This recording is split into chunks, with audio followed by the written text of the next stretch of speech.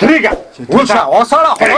خبره ستی ما که ستی ولته کمره ستی تکتاوي چې خبره وکړه خبره وکړه غړی مې چای ته وسړه خو اوس خو لټکي کیسه ته خو غوږ نه ساز دې چې شای شوی درته وایم چې ستی نه به ستی زپه خبره نه کړې ستی دا هم څومره ورته ولستی په یوه ژورنالست نه ووځوله په موته وکړه ستی دغه بل طرف یې په تو موته ومه دلته کېناستې هېڅ پوښتنه رانه راشه ورشه شله شوي شای دې نه وکړم زه درته وایم چې ستی دا شوې دي چې بله جلسه وه پاکه د جګ کړمه ستی سپینه خبره به وکړې چې غاصبین به درته وخل ستی په دوه کې به ستی مشرون درته وخل ستی په دا دولت کې بعضه رئیسون به درته وخل ستی به کابه چې ریپورټ کړ نیمه خبره د کاټ کړې وې چې دوی په ګاټه او استیاده نشر کړې وې هېڅ به راوستلی هېڅ به پوښتنه راناخیستې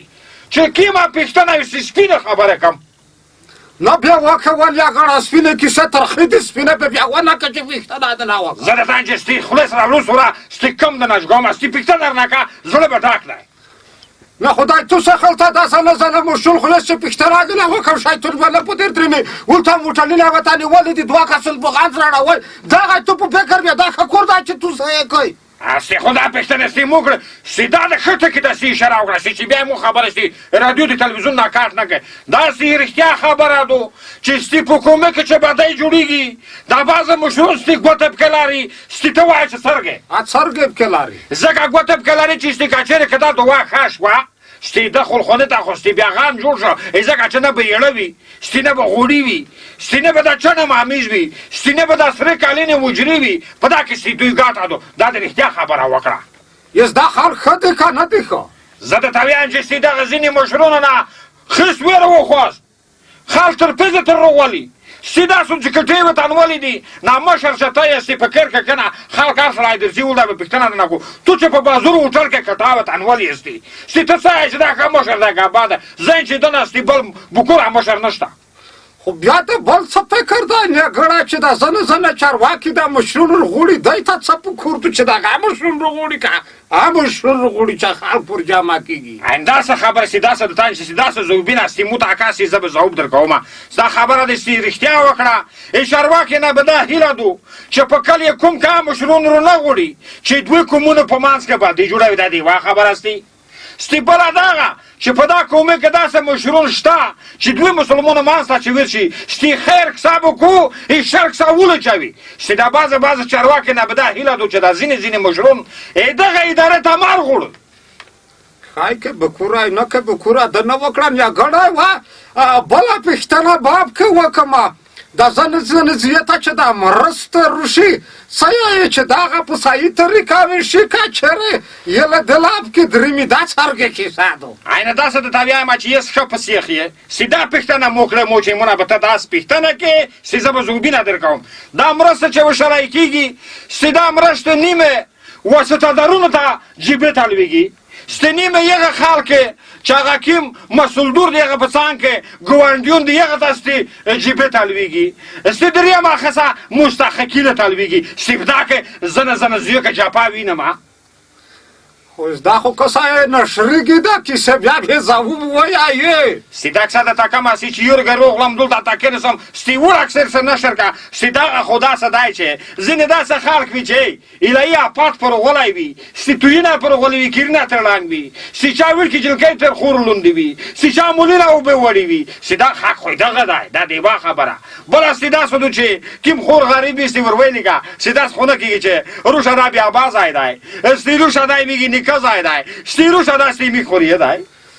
مننه کومه نن خو ښه روون یې خو خدای ته خیر کو چې چا کیسه چې پاته بیا خدای چې څه یمه میاشت لګېږي دغه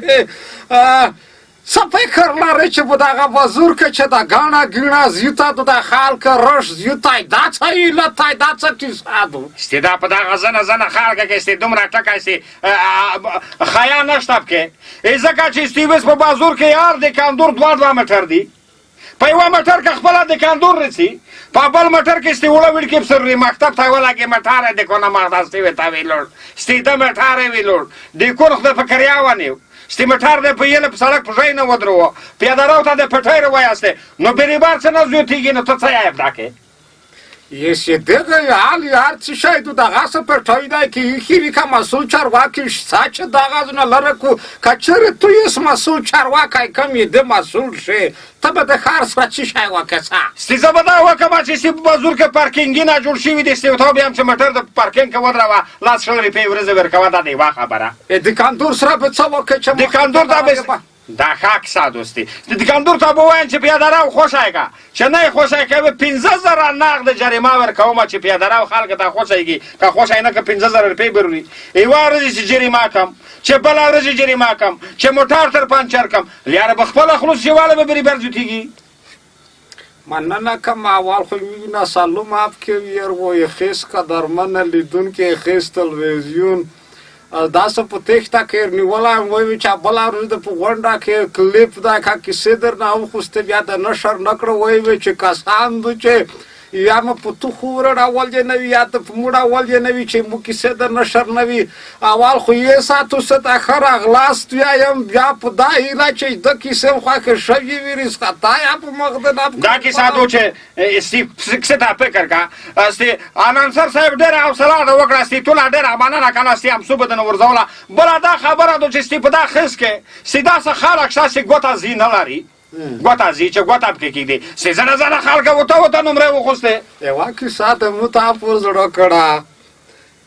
څرنګه نمراد وخوستې دوکانه ته چې ستې زړه به ستې ورغلی ستې نومرې چېرته دي هسې په تش په خوله تشکر هم جیبونه ډک وي ستې نومرې چېرته دي کور ته لاړ شه پېټ ته لاړ شه زه نه داسې خلک شته چې ورته نومرې وخوستې نیک دا زه نه مرګلې چې دي ستې دا خوره منګارون کور ته تکتې پېټ ته تکتې ستې ګوتې ځي نه لري زه بیګ داسې ګیله وشي چې میږې دغې وطن یې دغې خورې بچون یې تو سال ودای ستې لږ ښه شوی